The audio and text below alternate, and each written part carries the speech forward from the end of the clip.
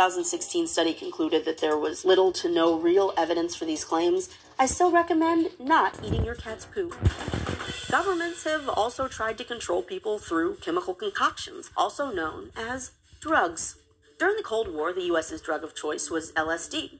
Headed up by the CIA, Project MKUltra was a series of dangerous, often unethical, and sometimes illegal experiments on controlling human behavior. They included methods like torture, sensory deprivation, electroshock treatments, and dosing thousands of subjects with LSD and other drugs, sometimes against their will. The program shattered the lives of many of its subjects, some reporting long-term trauma and permanent debilitation. And if you're one of those weird, the ends justify the means people, you'll be disappointed to hear that long after the program ended, the guy in charge concluded that the work there had been useless. MKUltra was driven by the US's fear that the Soviet Union was also working on mind control tech, which they were.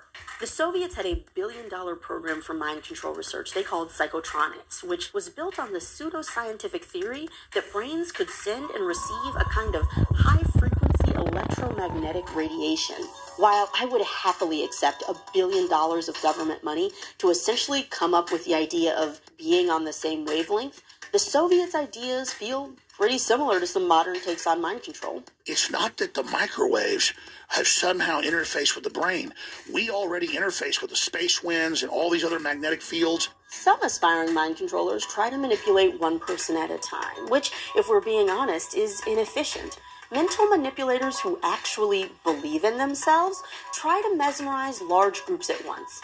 Marketing researchers in the 1950s fell in love with the idea of using subliminal messaging, provocative images and messages flashing on a screen so quickly that the conscious brain wouldn't register them, but would be influenced to buy something. It's unclear how effective subliminal messaging is, as some say it works, others say it doesn't, and the rest of us are pretty sure it's just a lazy stand-in for a good ad campaign. But more subtle cues can also inform our consumer habits.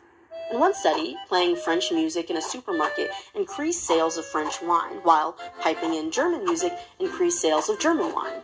And I can only assume that playing Taylor Swift would increase sales of very bland wines that every few years my friends insist I try, saying, no, it's good now.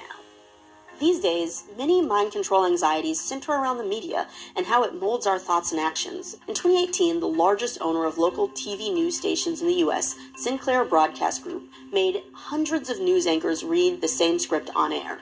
Deadspin compiled those messages into an eerie mashup. Unfortunately, some members of the media use their platforms to push their own personal bias and agenda to control exactly what people think. The irony of making broadcasters criticize bias and agenda pushing with the same word-for-word script is, well, it's so rich it doesn't have to pay taxes. While Sinclair claimed the segment was a promotional campaign to warn against fake news, the segment led people to accuse Sinclair of being a cult and brainwashing its audiences. But it is true that the internet, and social media in particular, have a massive influence over what we think. Some programmers call it brain hacking.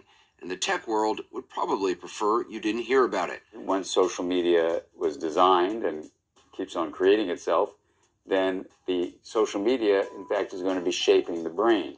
Social media can radicalize unsuspecting users into extreme beliefs and change our behavior through habit building and conditioning, reinforced with tiny rewards like notifications or getting likes, or punishments like no notifications, or people who comment on a post without liking it. Where do you get off? While big tech isn't dosing you with LSD, although some of them definitely would if you let them, that doesn't mean there isn't a chemical element. Social media has been compared to other addictive habits like